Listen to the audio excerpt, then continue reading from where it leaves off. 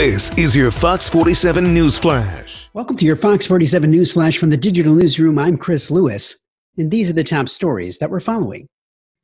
Michigan Chief Medical Executive Dr. Johnny Caldoon pledged health departments across the state $10 million to hire contact tracers. Contact tracers are responsible for contacting people who test positive for COVID-19 and the people with whom they have been in contact with. The hiring process is competitive. They're not going to be looking for someone random off the street, Jonathan Warsh, Chief of Staff for the Michigan Department of Health and Human Services, said.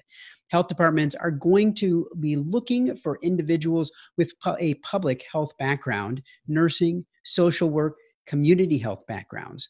Contact tracers don't have the most glorious job.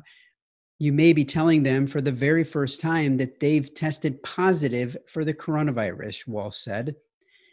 They might be scared. You're calling their contacts. Some people might be angry. They may not want to isolate. They might have questions. We call people and we tell them they have to quarantine. And they say, well, I live with 7 other people. What should I do? Or I don't have a way to get food. What should I do? Warsh said the goal is to have people quarantine to eliminate the spread of the virus. The issue is we have to stop the chain of transmission. And the only way to do that is individuals who test positive to isolate themselves for 14 days and then to quarantine all of their close contacts, Warsh said. Health departments say that they will be picky with how many people they hire. The contact tracers will have to make calls, but some people are avoiding their phones. Warsh said that the phone calls are confidential and the information people provide is not shared with anyone else. With no word on when gyms and entertainment centers will be able to open, business owners took to the Capitol once again to ask lawmakers to do something about it. Cindy Sharns owns Branch Gymnastics, but on Wednesday, she said her message was all on behalf of private gymnastics clubs. Our message is that we as private gymnastics clubs can open safely. Sharns said that if there are standards and expectations that we need to achieve or haven't already achieved, because I believe that we have superseded the expectations and guidelines that we were given on June 8th. All we need is a communication to be able to do that. Bo Gergen, Executive Director of Bowling Centers Association of Michigan, feels bowling alleys can open up safely and timing is critical. Some of the concerns might be the touch points, and I'd like to use the comparison that the bowling balls and shoes that you might use in bowling are similar to a shopping cart or a basket at a grocery store. We can cleanse those and disinfect them.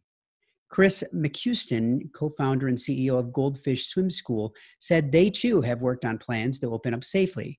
We've submitted our action plan, our preparedness plan. We worked with a pools work group for the state of Michigan.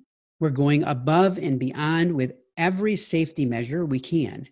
Fitness centers have long been a part of the conversation and testified on Wednesday as well.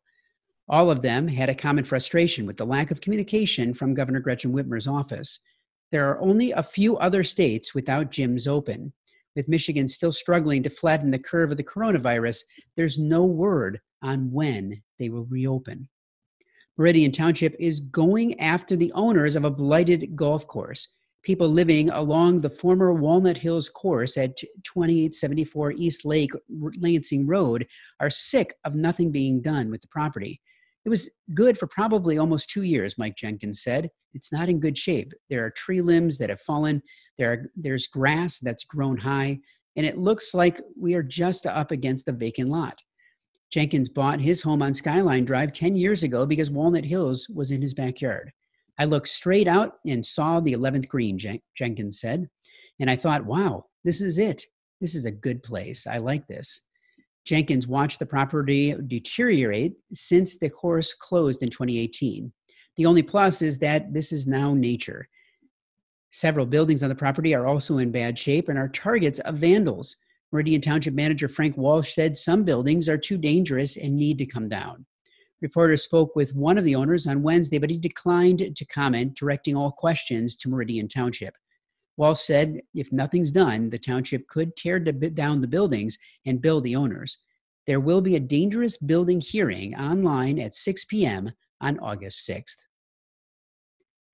The coronavirus has changed all of our lives, and many people don't know where to turn for help. That's why Fox 47 News WSYM TV created Rebound Mid-Michigan. Everything you need to get back on track in one convenient place. From dealing with stress to unemployment to helping put food on your table, plus ways you can lend a hand to others in your community. Rebound Mid-Michigan. Everything you need to get you through these difficult times. We may have fallen, but we will rebound together. Visit fox47news.com/rebound to learn more. For all of our local high school seniors, we know that their senior year has been different than usual, but that doesn't mean that we shouldn't celebrate their accomplishments. That's why Fox 47 News created the Senior Spotlight. It's a way for anyone to share a video shout-out or upload a photo of a special graduate that deserves recognition.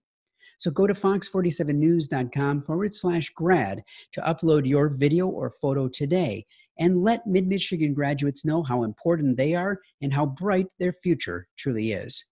Learn more about all of these and all Mid-Michigan's breaking news on fox47news.com.